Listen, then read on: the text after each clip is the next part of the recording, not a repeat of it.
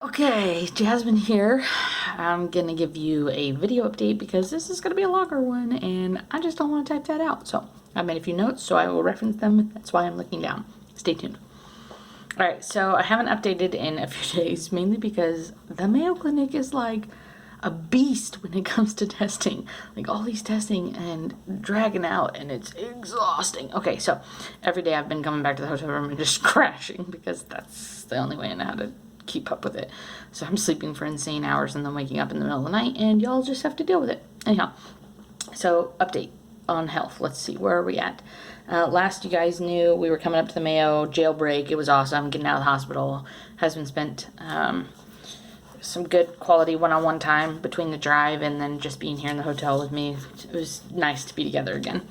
One of the last tests we did was the EMG, and I know a lot of people were interested in that because of the whole leg paralysis thing. The EMG came back perfectly fine, so don't know what that means as far as the whole leg paralysis thing.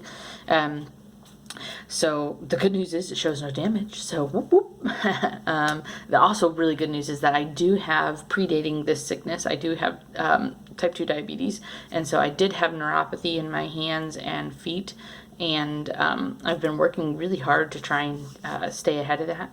My diet's usually pretty well controlled for my diabetes, and so there was no lasting damage found in my hands and feet, so that was really awesome to see.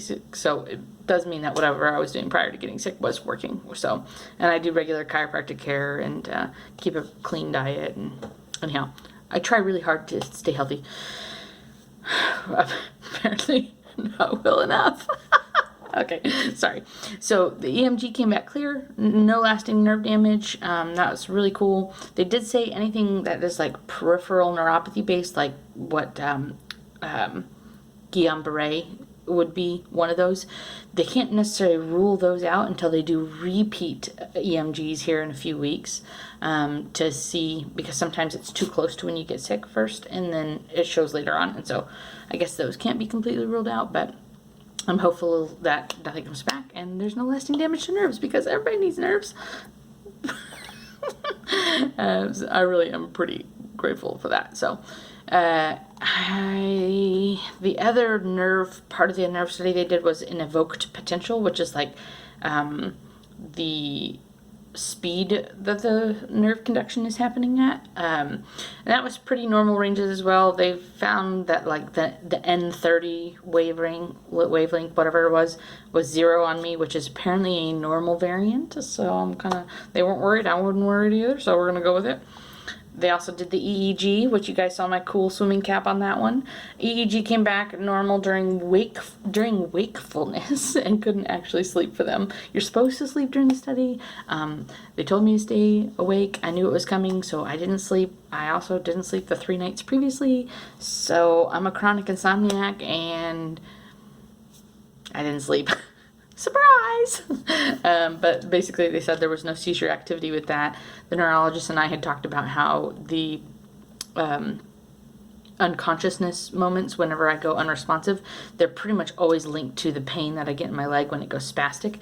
And so we both kind of came to the conclusion it was more likely that it was like passing out, like syncope. So either way, EEG says my brain is normal. We can debate the semantics of that on a non-academic level another time. Autonomic reflex screening. Sorry, not reflex. This is the autonomic system in your body. This is what regulates your blood pressures, your sodium levels, your sweat, your heart rate, your everything that your body does without you having to think about it. That's this, which this stuff had been happening prior to me being admitted to the hospital, prior to the leg stuff. This was the whole 10 weeks I've been dealing with this stuff. The heat intolerance, the sweating, the hot, cold night sweats without a fever, things like that. Those are things that I was really interested in how this particular screening went, because I thought it was the most valuable. And because it predated the whole leg wonky paralysis thing, I was very curious what it would come back like. And this one did come back abnormal. They said that there was evidence of patchy postganglionic sympathetic pseudomotor, and mild cardiovagal impairment. So they weren't able to do the, what is the name of that test? It's the breathing portion of it. It's Valsalva. Maybe I'm not saying that right. Whatever. It's where you blow really hard into the tube and it's blocked off, and that hard breath is supposed to either do something with your heart rate or whatever. It's supposed to do something, and they measure it. I wasn't able to do that one because it's a direct contradictory if you have retinal detachment, and they're afraid that I have retinal detachment in my left eye, which is why I'm doing an ophthalmology exam next week. I don't actually think I have retinal detachment. I think, I'll cover that here in another minute. But because it's a contradictory, I really wanted to see that part of the test, but they wouldn't do it. So I guess, yay, safety for my eyeballs. Woo!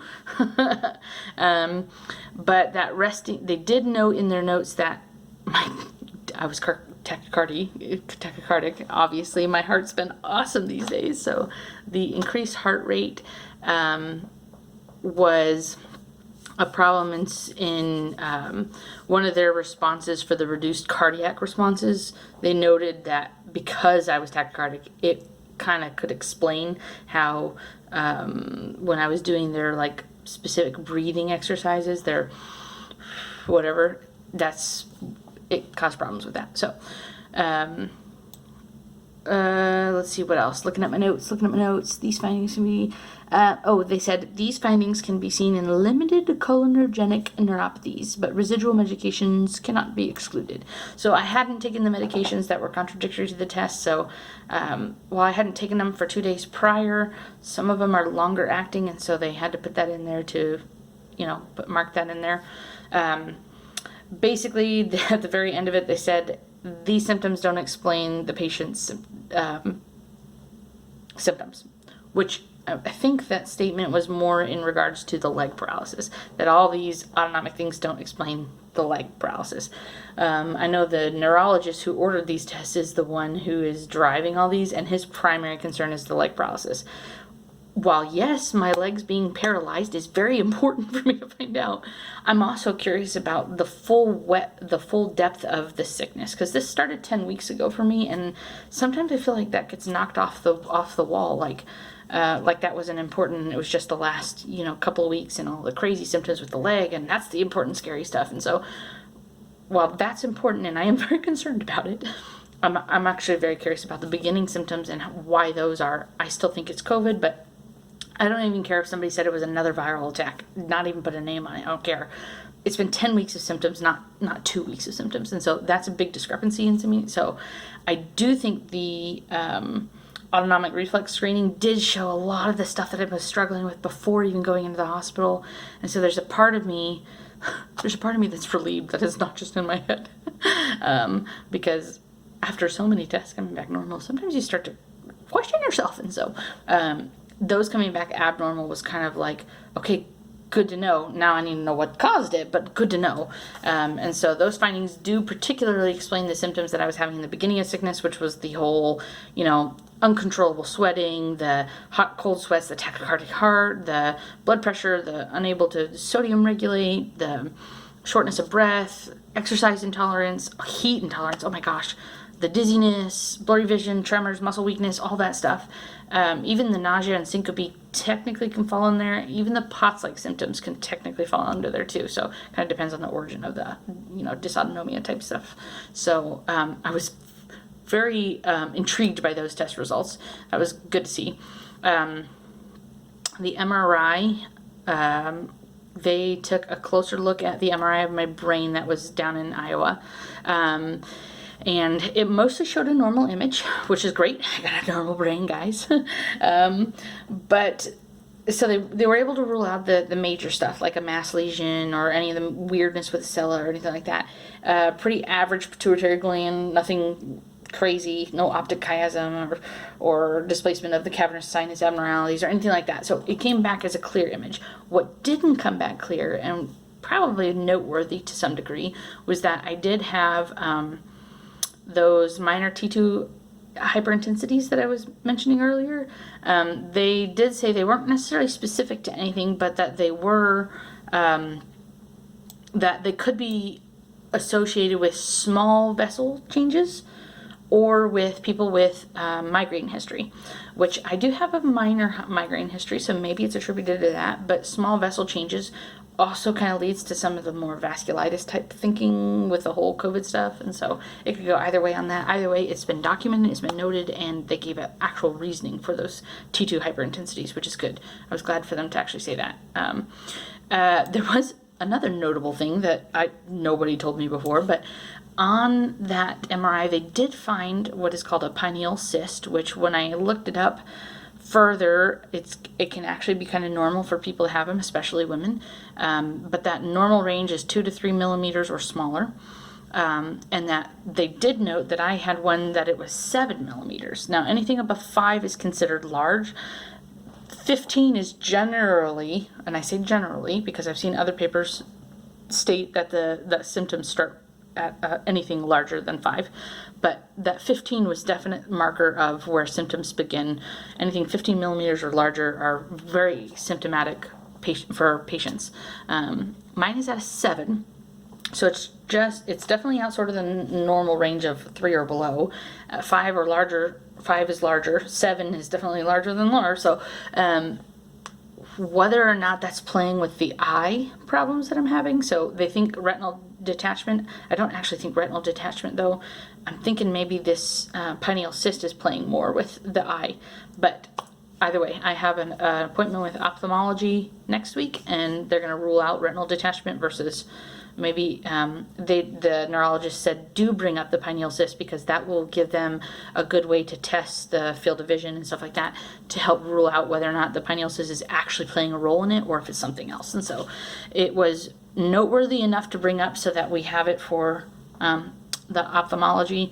But outside of that, the neurology, it's actually really controversial whether or not it plays a big role, whether it should be looked at further. There's definitely doctors out there who work on removing them and really believe in the power that even small ones, even 3 millimeter ones, can play a role.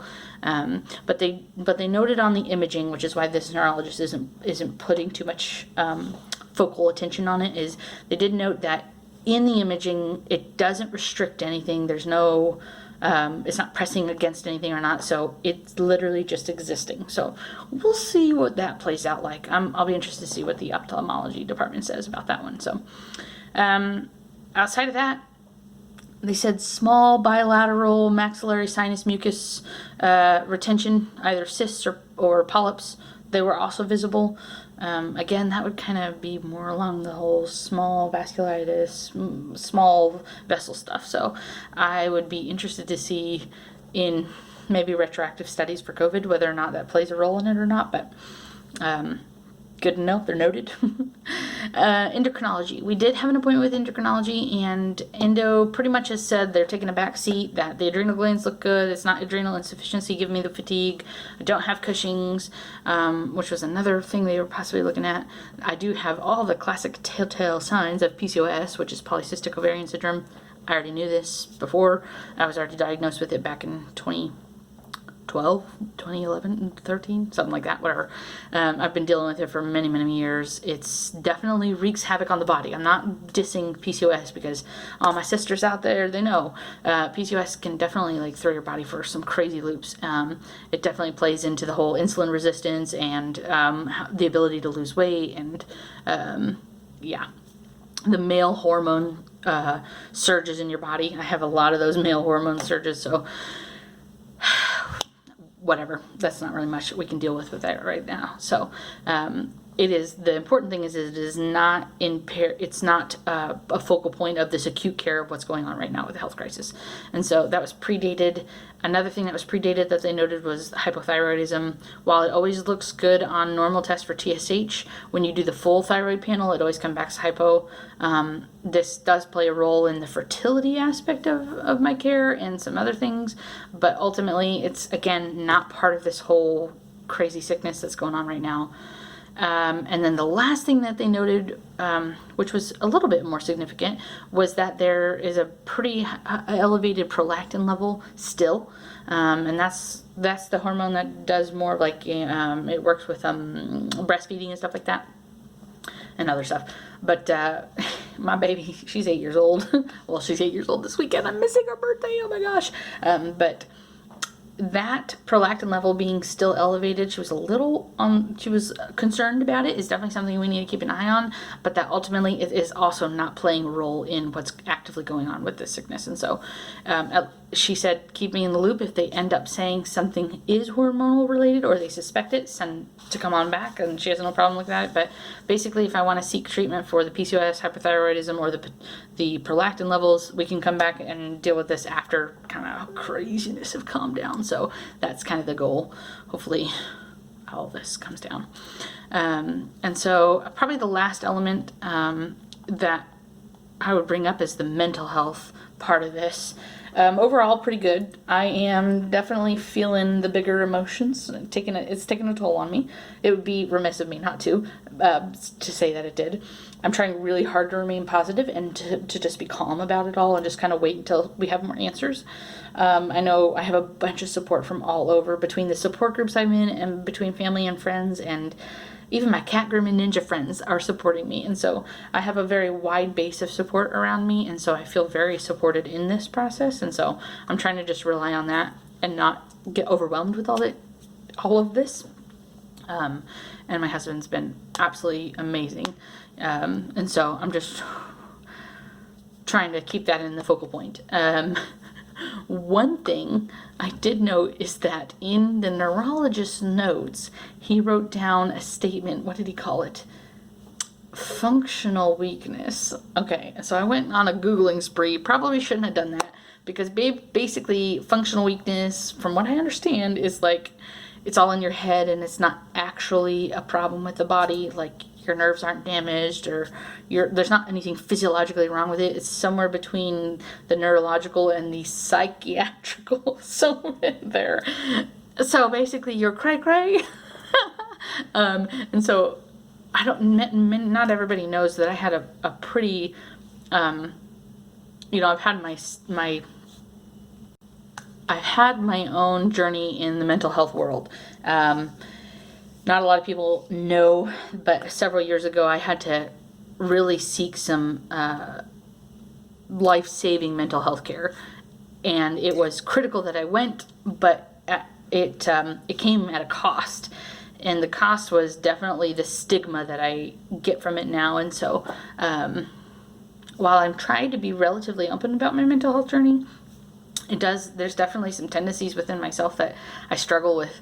I don't like being judged. I feel like everybody just sees me crazy, something like that. So, I tend to be touchy on this subject, and I know this about myself. And so I'm trying to really not hyper focus on that particular aspect of his notes, because it could just literally be the way he needed to document one of the possible. He also listed several other things in there that haven't been researched yet too, as far as, paired up with my symptoms or not. So I am really choosing not to be hyper-focused on this. And according to my husband, what did he say?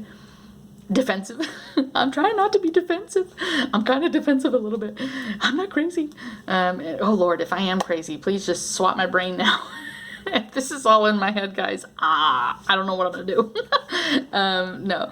So ultimately, I'll be honest, I don't know. I've been fighting the emotions on this one since the very start, because right away, right out of the gate, when I went to the ER, they were like, this is all in your head, it's anxiety. And I was told that it was just anxiety. And I know what anxiety panic attacks feel like, and this does not feel like that. And so, and for them to treat very symptomatic things, it wasn't anxiety. And so, I can tell the difference between that, and I am choosing to believe that they're looking at all the possibilities, and they're really actually doing research and not just doing a quick little it's in her head throwaway. And by the battery of tests they're doing, I believe that's truly what they're doing. And so I'm gonna just set that aside. Mental health wise, I am choosing to remain positive, put my positive pants on, and I am choosing to smile each day, because otherwise, I don't know how the heck anybody gets through this. So I'm relying on friends and family, and, it's cool. Not going to hyper-focus on everything. I'm just going to play it cool. That's how I roll, right? I so wish I was cool at school. Was not. My cat shirt's cool, but...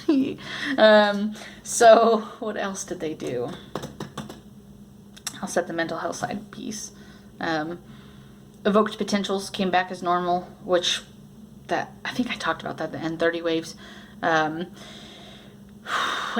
I talked about, endocrinology I talked about. So basically, what's the action plan moving forward? Let's go ahead and go off this. So they were referring me to an even more specialized branch of neurology, which is the autoimmune disorder branch, which is neuroimmunology. And they are partly because the neurologist is going to be off for a few weeks, but then also because that autonomic screening came back a little abnormal, and that can often fall in different autoimmune protocol, not protocol, sorry, that's a great diet, autoimmune protocol, but often autoimmune carries a lot of dysautonomia type stuff, and so pairing that up with the neurology department actually is going to be a good thing. So not only is he going to be gone, but it's also just going to be a good fit. And so when I have the MRI next week, they're going to send it directly to that department to review so that it doesn't just get lost in the nothingness. The neurologist, as far as his action plan of like what's the most important things to work on diagnostically wise, it was the limb paralysis, the neck. He noted the neck flexor versus extensor weakness, and I think that one he probably just didn't recognize that I don't think I shared it, but I was in a really bad car accident at the very end of 2019, and so I've really struggled with a lot of whiplash, very severe whiplash that just, man, I struggle with. I've been in physical therapy for several months before COVID hit, and so I think that's what he was detecting there, so I just need to make a mindful point of bringing it up. He did find on his neurological exam that between C4 and T10 on my back, I had very little sensory there. I didn't know I didn't have sensory there, but he found that I wasn't able to feel it, and so again, during the the actual electroneuro testing, they didn't find any problems with it, but I still can't feel it, so I don't know what that's about. The urinary incontinence, that's another issue. The brief spells of consciousness associated with pain, we've kind of talked about that one. I don't know that we're actually going to do any further testing on it, but blurry vision, vertigo, and the hypertension, that's kind of the route he wants to take. Personally, I'm kind of attacking it from an all-angle thing because I do think it's all related. I do still think this is very much post-viral. I specifically think it's COVID, irregardless of all the negative testing. But even if you don't want to assign COVID particularly, if you just want to say any virus, and this is how my body's responding, I think it has a chronic aspect to it since it's 10 weeks long as opposed to like 1 or 2 weeks. And so I'll be curious to see what future studies say on COVID, especially seeing as there are a huge number of people that are affected this way, and it's not just me. So, but that's another story, another soapbox, right? So Monday, what's the plan? Monday we're going to do audiology balance testing. Awesome! I'm not excited about that one because that one made me really sick back at the other hospital. The nausea and vomiting for the rest of the day. It was awesome. After that, we're going to go to nephrology, so hopefully I'm not throwing up on them. That's the kidney peeps. And then following them, it's going to be the ophthalmology department, and they're going to check for the retinal detachment and the pineal cyst, whether or not that's blocking vision. Tuesday we have off, so maybe we'll go out on the town. I don't know. Maybe not. I don't know. Maybe I'll just go to bed early because the next day is the MRI, and that starts at like 6:15 or like stupid o'clock in the morning to me because I don't do mornings. I do nights, which is why I'm actually still up right now recording this. So the MRI is going to be of the full spine, so it's going to be like a 4-hour long block of time that we have to dedicate to it. So we will see what that actually looks like. The neurologist is really keen on looking at the MRI because he suspects there's something in the spine, either pinching a nerve or something like that. With the way some of these tests have come back, I'm not sure that the MRI is going to show anything, but I'm hopeful that it does. Then it would indicate that I'm not cray-cray. So ultimately, everybody out there, this update's for family, friends, and the support groups. I appreciate everyone following along. It's kind of been a wild journey. I've got my positivity pants on. Actually, I don't. I'm not wearing pants right now because I just took a shower. But I will put some positivity pants on, and that's for all the peeps in the groups. Maybe you guys didn't catch the inside joke there, but everybody got to pull up some positivity pants to deal with this COVID crap, okay? So, ultimately, I'm going to choose to smile. It's going to be another great day. And for everybody who's in the support groups that are following along with you guys pull up those pants, okay? And I want to see some more brightly colored pants, because all y'all with your black pants, that's just boring baloney, okay? Family and friends, thanks again. Thanks for following along. If you guys have any other questions, let me know.